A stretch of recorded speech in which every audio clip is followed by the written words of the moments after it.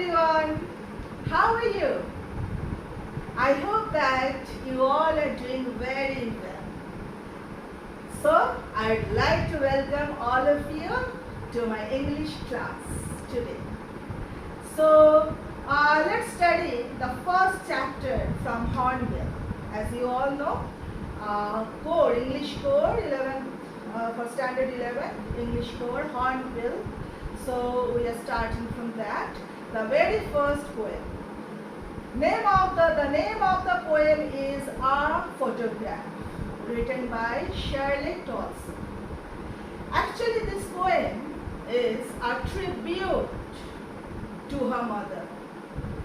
So you can understand that it's very, very unfortunate that right now her mother is not with her when she was writing the poem. She was remembering her presence and that presence of the past. So, just tell me one thing, or rather you pondered over the fact that what actually are the real function of a photograph? What is the main function of a photograph? If we precisely see, and you all I think love photographs, obviously in this era of selfies and all.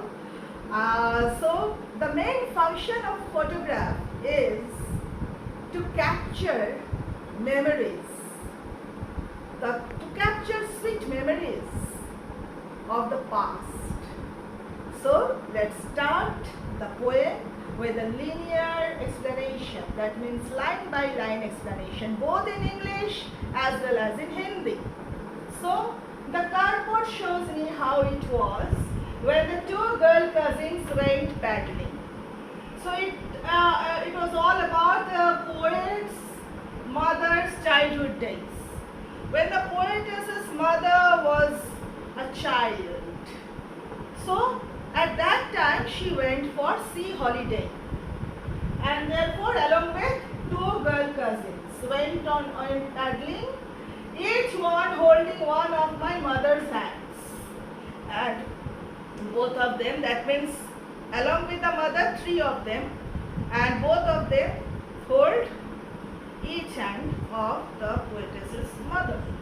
And then as she the big girl, okay, as she the big girl means obviously who? She the big girl means the poetess's mother, refers here as she, and she referred to the big girl, and obviously the big girl referred to the poetess's mother.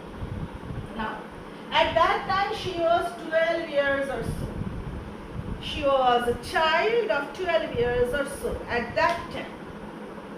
All three stood still to smile through their hair. Actually, it was, we can assume that it was a windy beach, and therefore all of them have stood, for what? To give posture, to give some very good posture for the photograph, still photograph. And their uncle is having the camera. Okay? I think you all have seen the kind of phones and all that. Yes, so that old kind of camera. Then a sweet face.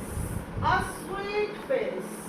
So whose face referred to as the sweet face? The very next line you can see, my mother's. And definitely, for everyone, their mother's face is supposed to be the sweetest one in this world. Nobody's face can be sweeter than their own mother's. And then, that was before I was born. So, you can see that there are three stages. There are three stages in this poem. First stage refers to, or rather the first stage depicts the poetess's mother's childhood days. So, definitely that was the period before the poetess was born. Before the poetess was born. And the sea which appears to have changed less. Very important lines, children. Very important lines. For what? That the sea which appears to have changed less. Because sea is eternal, it's an element of nature. Sea, mountains, okay, they're all elements of nature, and they are, eternal. They are eternal, and then washed their terribly transient fate. And those terribly transient, it is very, very important for understanding the inner meaning of the poem. Transient fate refers to what? Transient means lasting or continuing for a short period of time. So whose fate are referred here as short? Obviously human beings, refer to the mothers as well as the other two girls. That means all, you can generalize as all human beings.